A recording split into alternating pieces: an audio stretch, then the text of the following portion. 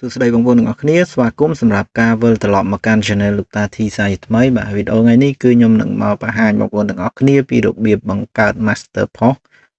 បាទអញ្ចឹង Master Post គឺប្រើទៅខូចប៉ុន្តែបងប្អូនយើងភាគច្រើនក៏គាត់នៅតែចង់បង្កើត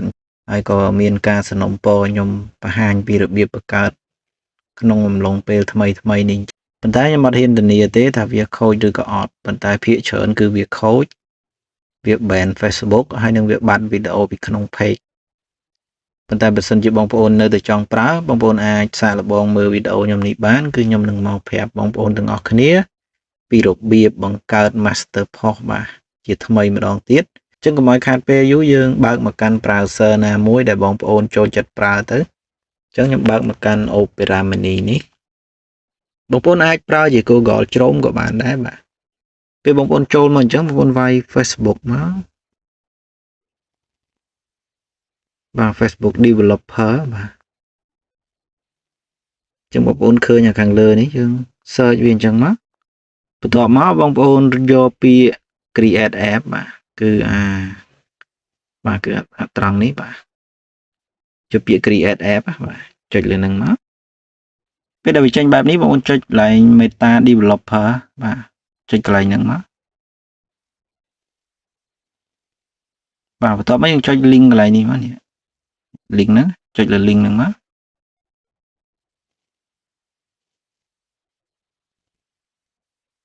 តោះមកវានាំយើងមកដល់ត្រង់នេះហើយបាទអញ្ចឹងយើងចុចពាក្យ continue មក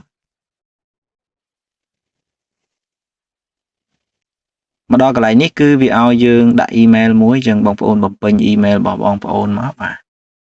អញ្ចឹងបញ្ជាក់បងប្អូនបន្តិចបងប្អូនត្រូវយក email ណាដែលបងប្អូនអត់ទាន់បានដាក់បាទគឺ email ថ្មីអូខេបន្ទាប់ពីបងប្អូនដាក់ email ហើយបងប្អូនចុចគ្រីសវាមួយមកបាទកន្លែងនេះហើយយើងអូសវាមកបាទអូសវាបន្តិចមកបាទយើងយកកន្លែងខាងក្រោមនេះមកបាទនេះគឺ send verification email ហ្នឹងបាទយើងចុចលើហ្នឹងមក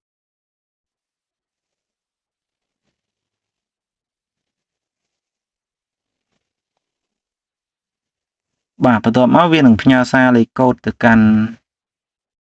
បាទគឺទៅកាន់ email មួយហ្នឹងហើយអញ្ចឹងយើងចូលទៅឆែករកមើលលេខកូដហ្នឹងមកបាទអញ្ចឹងខ្ញុំសូមទៅឆែករកមើលលេខកូដវាសិនអូខេខ្ញុំ refresh មួយអញ្ចឹងឃើញថាវាអត់ទាន់ផ្ញើសារលេខកូដមកទេអញ្ចឹងខ្ញុំចូលទៅកាន់កន្លែងបង្កើតហ្នឹងវិញហើយខ្ញុំចុចពាក្យ send email again បាទពេលដែលខ្ញុំចុចហើយអញ្ចឹងខ្ញុំនឹងទៅឆែកមើលម្ដងទៀត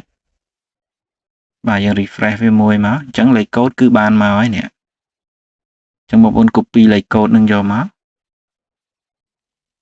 អូខេបន្ទាប់មកយើងបើកមកកាន់កន្លែងបង្កើត developer យើងវិញយើងដាក់លេខកូដនឹងចូលមកបាទយើងរកមើលពាក្យ continue ទៅបាទនៅគៀនណាចេះបាទអញ្ចឹងដោយសារក្នុង browser នេះវាអត់បង្ហាញអញ្ចឹងខ្ញុំសូមទៅ log in នៅក្នុង browser មួយទៀតបាទគឺបង្កើតនៅក្នុង Opera នេះវាញ៉ៃអញ្ចឹងខ្ញុំទៅបង្កើតនៅក្នុង Google Chrome វិញបាទចាំបន្តិចខ្ញុំទៅ log in វាក្នុង Google Chrome វិញបាទអញ្ចឹងខ្ញុំចូលមកកាន់ Google Chrome បាទគឺចូលឲ្យដូចនៅក្នុង browser នោះអញ្ចឹងបាទអញ្ចឹងបើសិនជាបងប្អូនបង្កើតដំបូងនៅលើ browser Chrome នេះគឺវាចេញបែបនេះដូចគ្នាបាទអញ្ចឹងយើងគ្រាន់តែយកលេខកូដមកដាក់មកលេខកូដយើងហ្នឹងយើងដាក់វាមកបន្ទាប់មកយើងចុចពាក្យ continue មក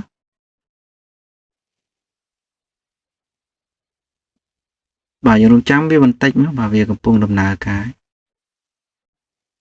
អូខេពេលដែលវាចេញបែបនេះបងប្អូនរើសយកពាក្យ order មកបាទយកពាក្យ order ហើយចុចពាក្យ complete នេះមកបាទកន្លែងពណ៌ខៀវហ្នឹងបន្ទាប់ពីយើងចុចហើយយើងរងចាំវាបន្តិចទៀតមកបាទអញ្ចឹងបងប្អូនធ្វើតាមដំណាក់កាលមួយអញ្ចឹងមកកុំធ្វើញាប់ពេកបាទហើយបងប្អូនចុចពាក្យ create app នៅខាងលើកន្លែងពណ៌បៃតងនេះបាទបើសិនជាអត់បង្ហាញពេញទេបងប្អូនចំណាំកន្លែងពណ៌បៃតងហ្នឹងចុចលើវាមកអូខេវាចេញទម្រង់បែបនេះបងប្អូនយកពាក្យ create app បាទកន្លែងនេះយើងដាក់ឈ្មោះមកបាទយើងដាក់ឈ្មោះរបស់យើងក៏បានដាក់ឈ្មោះអីក៏បានខ្ញុំដាក់ Master Post ទៅដើម្បីងាយស្រួលចំណាំ បាទ master post ហើយកន្លែង email នេះបើសិនជាវាអត់ load ឲ្យ auto ទេបងប្អូនវាយ email មិញចូលមកតែបើសិនជាវា load ឲ្យ auto ចេះយើងមិនបាច់វាយទេបាទហើយចុចពាក្យ next មកបាទមកដល់ត្រង់នេះបងប្អូនអូសមកក្រោមបាទអូសមកក្រោម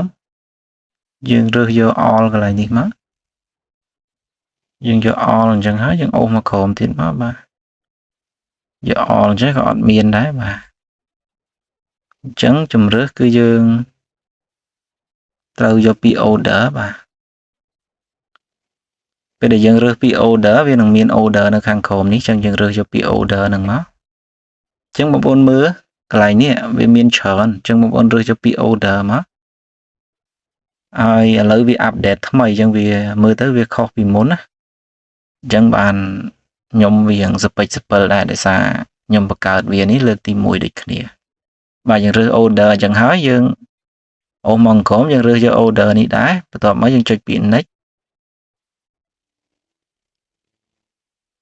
អូខេមកដល់ត្រង់នេះគឺយើងរើសយកពីអាជីវកម្មបាទរូបកាបូបហ្នឹងបាទយើងរើសកន្លែងហ្នឹងមក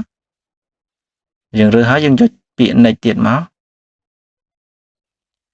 អូខេមកដល់ត្រង់នេះវានឹងឲ្យយើងពិនិត្យមើលហើយបាទអញ្ចឹងយើងពិនិត្យថាត្រូវហើយយើងចុចពាក្យ create app យកតែម្ដងទៅបាទ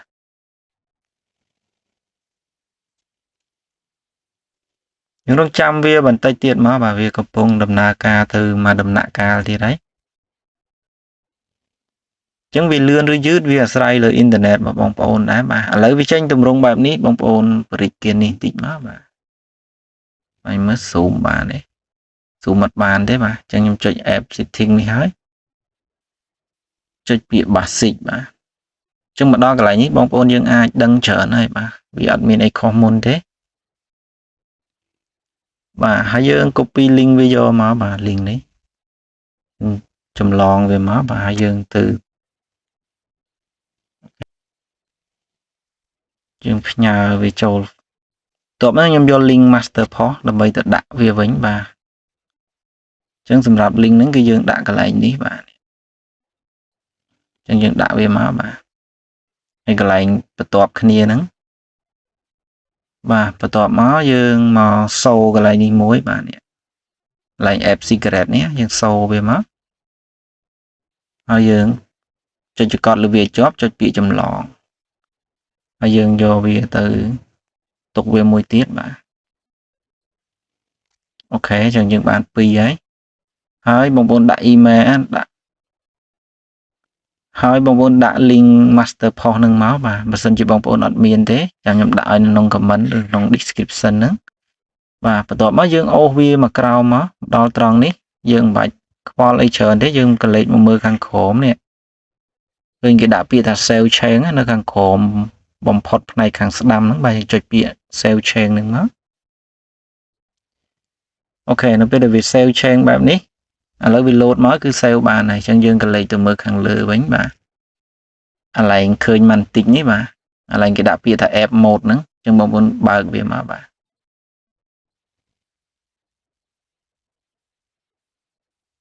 អូខេបើកហើយយើងរងចាំវាបន្តិចទៅចាំមើលថាតើយើងបើកបានអត់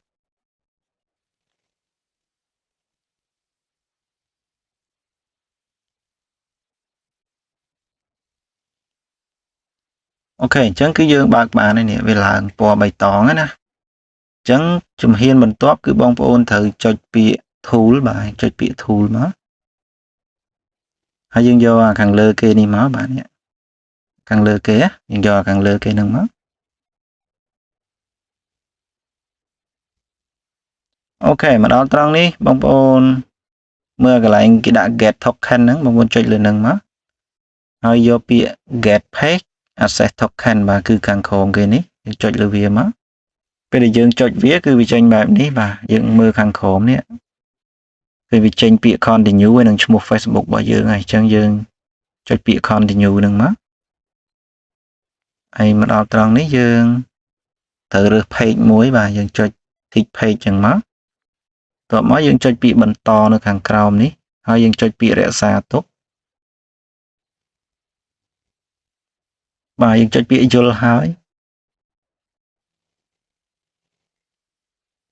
ok chẳng vì tranh tùm rung bài ní bóng ôn mưa cái lại cái đã tha thu option selection nữa bóng ôn rửa về máu bà dừng vô pi add management add read bà hai bà sân dương ô hot ca thế bóng ôn ai search bà search pi page mà chẳng page manage add mình quay page mi tiết máu bà page manage meta data bà vô page vô page manage portion bà page manage portต่อมายังไว้เปียเพจទៀតមកហើយយើងយកពាក្យ page manage meta data បាទអញ្ចឹងគឺយើងរើស5នេះបងប្អូនអាច screenshot វាបានណានេះ5ហ្នឹងចឹងបងប្អូនមើលទៅបាទគឺ page management page បាទសំទោសគឺ ad management ad read page manage ad page manage post និង page manage meta data បាទចឹងពេលដែលយើងរើសបានបែបនេះហើយបងប្អូនកលេចទៅមើលខាងលើវិញឃើញគេដាក់ពាក្យថា generate access token បាទយើងចុចលើនឹងមកហើយវានឹងបញ្ជាក់យើងម្ដងទៀតហើយតែកន្លែងនេះគឺយើងបាច់ខ្វល់ទេយើងចុចអាពណ៌ខៀវនឹងរហូតទៅបាទ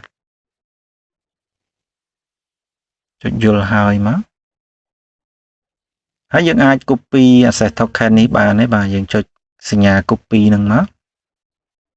យើងយកវាទៅ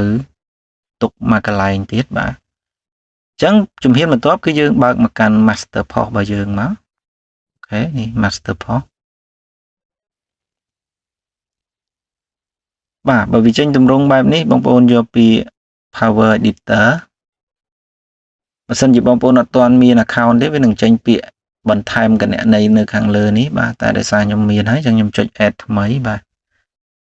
នៅពេលដែលបងប្អូនចុចបន្ថែមគណនីវាចេញបែបនេះបងប្អូនយកពាក្យ basic token នេះយើងផាសយើង copy ក្រោយគេមិញអាវែងជាងគេហ្នឹងយើងចុច add វាមកបាទអូខេឥឡូវ add បានជោគជ័យយើងអាទី2បាទ add one token នេះអញ្ចឹងអាលើគេនេះបាទគឺយើងដាក់យើង copy មកក្រោយគេបន្ទាប់មកយើងទៅ copy app ID បាទ app ID គឺជាលេខសុទ្ធនេះបាទអាលេខសុទ្ធហ្នឹងអត់មានលាយអក្សរទេបាទអញ្ចឹងយកវាមកដាក់ប្លោះកដាលហ្នឹងមកយើងទៅ copy មួយទៀតបាទគឺ app secret បាទគឺមានលេខមានអក្សរប៉ុន្តែវាខ្លីអញ្ចឹងយើង copy អាហ្នឹងមកដាក់ក្រោមគេមកបាទហើយយើងចុចពាក្យ add មកអូខេអញ្ចឹងគឺវាបានជោគជ័យហើយជំហានបន្ទាប់គឺយើងអូសវាចោលមួយហើយយើងចុចលើពាក្យ master post យើងយកពាក្យ power editor បាទយើងរើស Facebook របស់យើងមកបាទអញ្ចឹងនេះគឺ Facebook របស់យើងហើយយើងចុចពាក្យ select video file នេះមកបើយើងទៅរើសវីដេអូមួយបាទអូខេខ្ញុំរើសវីដេអូបានបែបនេះហើយខ្ញុំចុចពាក្យ upload បាទចុច upload ចឹងមកវាដើរទៅដល់ 100% ហើយយើងរងចាំវាបន្តិចទៀតវានឹងចូលទៅមកកន្លែងទៀតបាទអញ្ចឹងវីដេអូនេះវារៀងវែងបន្តិចហើយបាទគឺខ្ញុំបរៀនបងប្អូនឲ្យលម្អិតតែម្ដងបាទពីមួយដំណាក់កាលទៅមួយដំណាក់កាលដើម្បីកុំឲ្យបងប្អូនធ្វើអត់បានអូខេអញ្ចឹង app ដែល free គឺវាមានពាណិជ្ជកម្មបែបនេះបាទយើង close វាមកហើយកន្លែងនេះគឺជាកន្លែងដែលយើងទៅ save caption បាទយើងទៅ save មកខ្ញុំវាយ tab ចេះមកតបមកកន្លែង choose page នេះបាទយើងរើស page របស់យើងមកបាទយើងរើស page យើងហើយរូប thumbnail នេះយើងអាចដូរបានណានេះរូបអស់ហ្នឹងក៏យើងអាចដូរបានដែរបើយើងចង់ដូរយើងប៉ះលើវាទៅតែបើអត់ទេយើងចុចពាក្យ post យកតែម្ដងបាទចុចពាក្យ post ចឹងមកហើយយើងរងចាំចាំមើលថាការ post របស់យើងបានជោគជ័យអត់ចឹងយើងអាចអូសមើលពីលើបាននេះវាកំពុងតែដាក់ពាក្យបង្ហោះហើយនេះអូខេចឹងយើងរងចាំវាបន្តិចទៅចាំមើលការ post របស់យើងវាបានជោគជ័យអត់